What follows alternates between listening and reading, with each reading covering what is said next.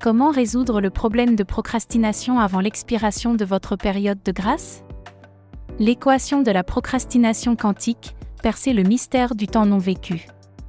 Dans le laboratoire existentiel où le temps se courbe et où les décisions génèrent des réalités alternatives, la procrastination émerge comme un phénomène quantique spirituel d'une profondeur insoupçonnée. Il ne s'agit pas d'un simple retard, mais d'une superposition complexe de potentialités non effondrées, où l'âme négocie avec les versions infinies d'elle-même qui coexistent dans le champ quantique du possible. Comment pouvons-nous résoudre cette équation transcendantale avant que la période de grâce, cet intervalle sacré entre l'intention et le destin, ne s'épuise à l'horizon temporel?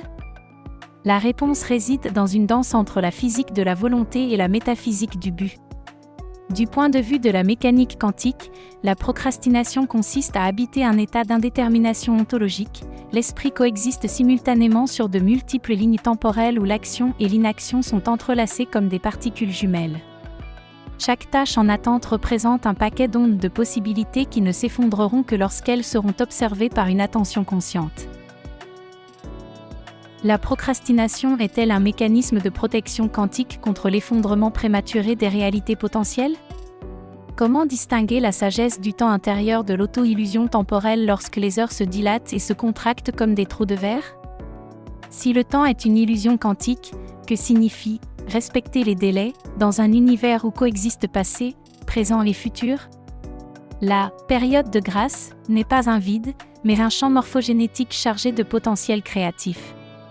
En termes spirituels, il représente l'intervalle sacré où le libre arbitre fait face à son épreuve ultime, transformer l'intention en manifestation.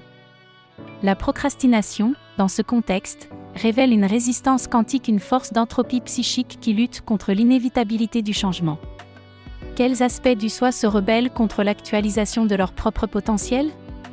Comment convertir l'énergie stagnante de la procrastination en carburant pour la création quantique? Est-il possible que la période de grâce soit en fait une boucle temporelle conçue pour nous apprendre à maîtriser l'art de la synchronicité?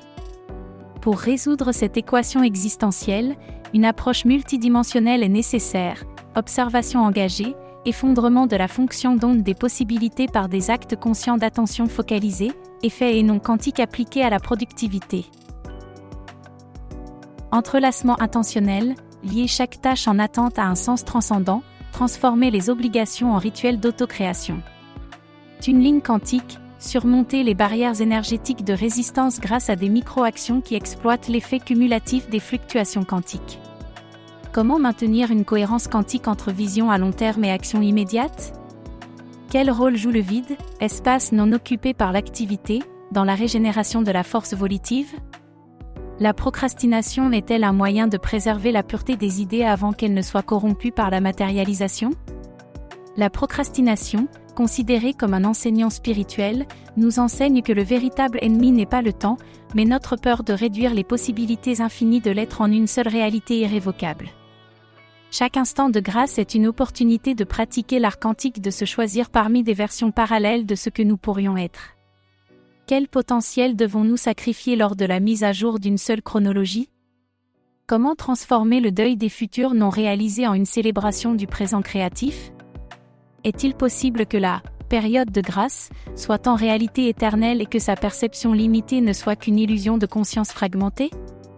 L'équation de la procrastination est un haïku quantique écrit dans le langage de l'âme. Qui suis-je dans les moments où le temps s'arrête et où toutes mes versions chuchotent? Quelle limite est-ce que je défends en résistant à l'effondrement de mon potentiel dans la réalité? Si l'univers est un co-auteur, comment négocions-nous les termes de notre création partagée? La procrastination est-elle le dernier refuge de la liberté dans un monde de délais inexorables? En réfléchissant à ces questions, nous ne résolvons pas l'équation, mais nous transcendons plutôt le besoin de solutions simples. La viralité authentique naît lorsqu'un texte devient à la fois un miroir et une clé. Il reflète les paradoxes temporels du lecteur et ouvre des portes vers de nouvelles dimensions de rapport au temps. Ce traité, qui synthétise la théorie quantique, la philosophie. La procrastination, ce fléau qui nous paralyse, est souvent le résultat d'une lutte intérieure. Pour la surmonter, il faut d'abord comprendre ses racines émotionnelles. Chaque tâche que nous remettons à demain cache une peur, une anxiété. La clé est d'identifier ces émotions. Plutôt que de fuir, plongeons dans cette alchimie intérieure. Visualisez votre objectif comme une étoile brillante. Divisez-le en petites constellations, des étapes réalisables. Chaque petite victoire alimente votre motivation et transforme cette énergie en neurotransmetteurs positifs. Pratiquez la pleine conscience. Accordez-vous des pauses, respirez profondément, et reconnectez-vous à votre essence. En intégrant ces rituels, vous créez un espace propice au changement quantique. La procrastination n'est pas une fatalité, mais une opportunité de transcender vos limites.